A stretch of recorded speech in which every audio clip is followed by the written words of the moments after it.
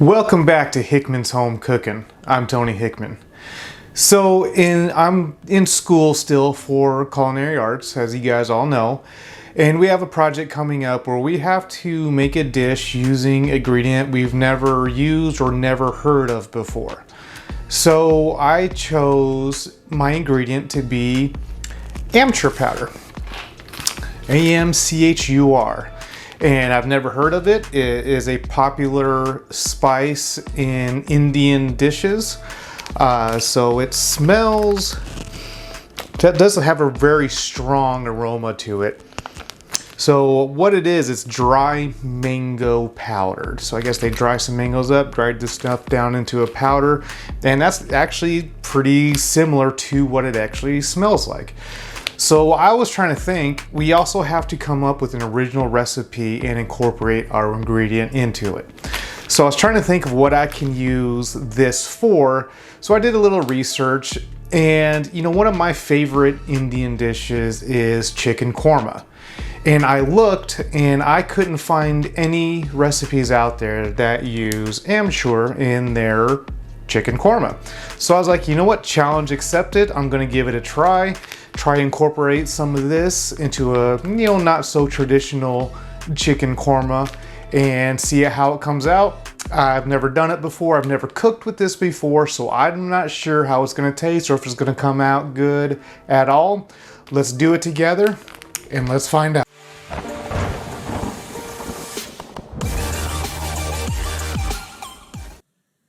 So the first thing we want to do is make our onion paste. This will give it a nice, full, thick texture.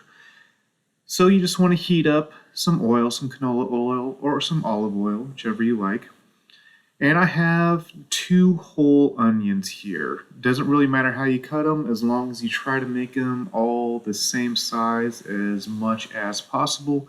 That way you get some nice, even cooking. You just want to brown this, over medium to medium-high heat.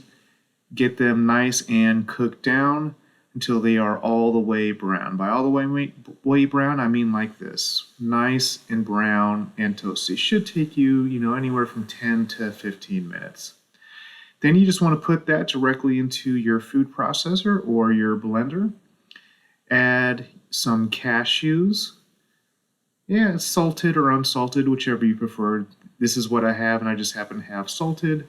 1 garlic clove, and our first introduction to our Amchur powder. Give that a nice blend until it gets to the consistency that you want.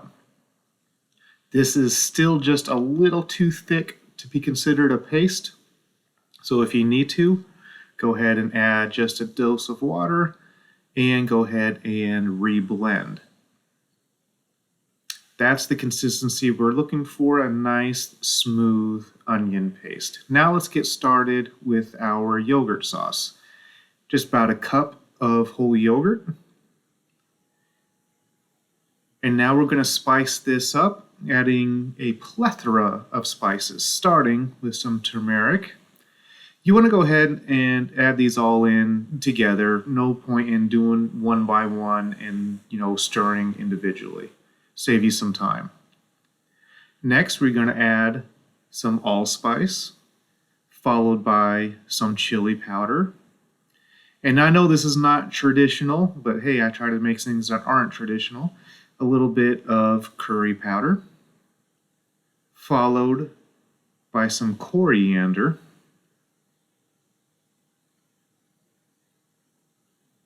Some Garam Masala, and again, I want to reincorporate our secret ingredient, our Amchur powder. Now you want to give this a good stir until all of those spices are easily blended and nice and smooth. Should be a nice kind of. Now you just want to add just a teaspoon of cream cheese. This is going to give it just a little bit of a thicker, creamier texture. Now it does take a little while to work this in. Try to use the back of your spoon to kind of smush that down into your mixing bowl to break it up.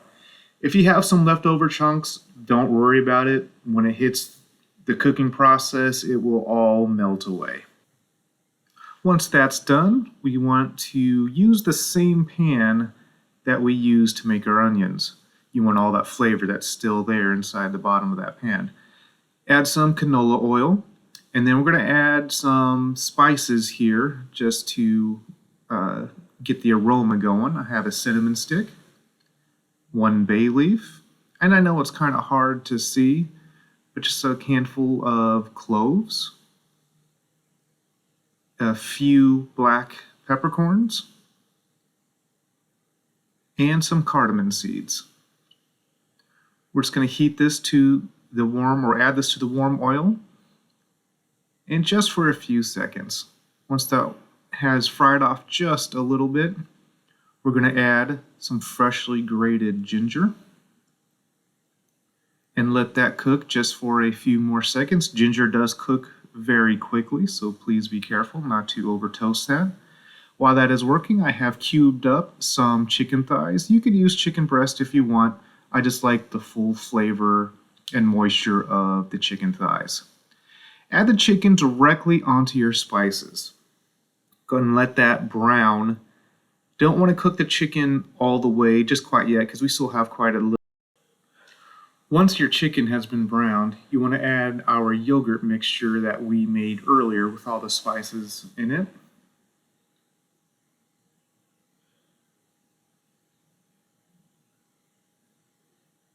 And you also want to add our onion paste that we made earlier as well to give it some nice good thickness and some full flavor.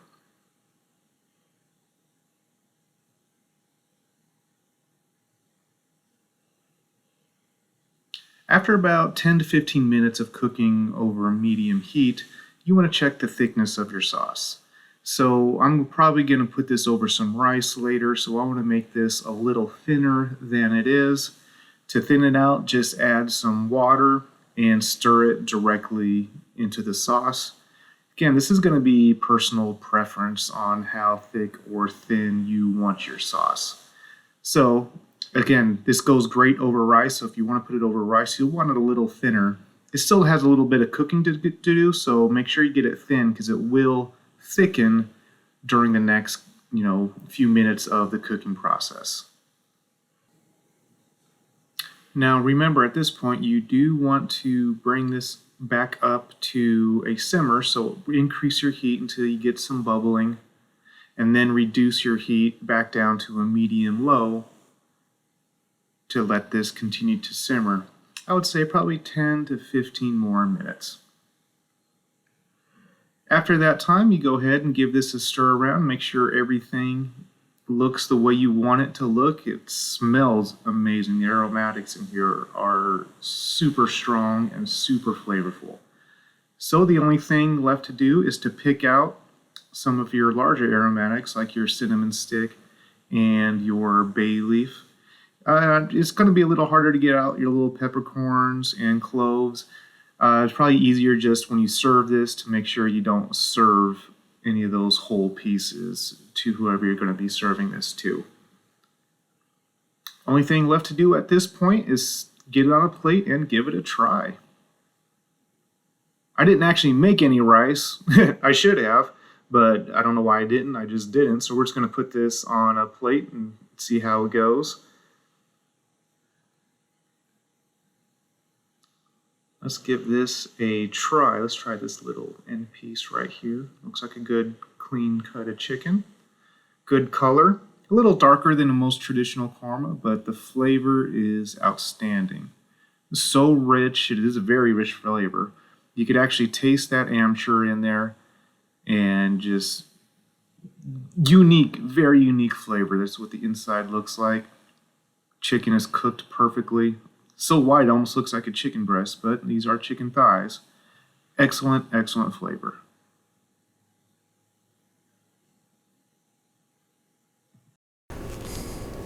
So there you have it.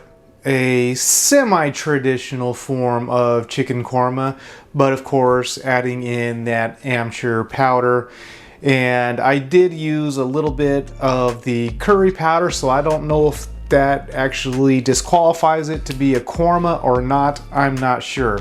Let me know down in the comments below what you guys think. I know I have a few subscribers actually from India who watch the channel, so let me know down below how bad I really messed that up and what I could have done different. If you haven't seen any of my other videos, click here or here. I'm Tony Hickman for Hickman's Home Cooking. I'll see you guys next time.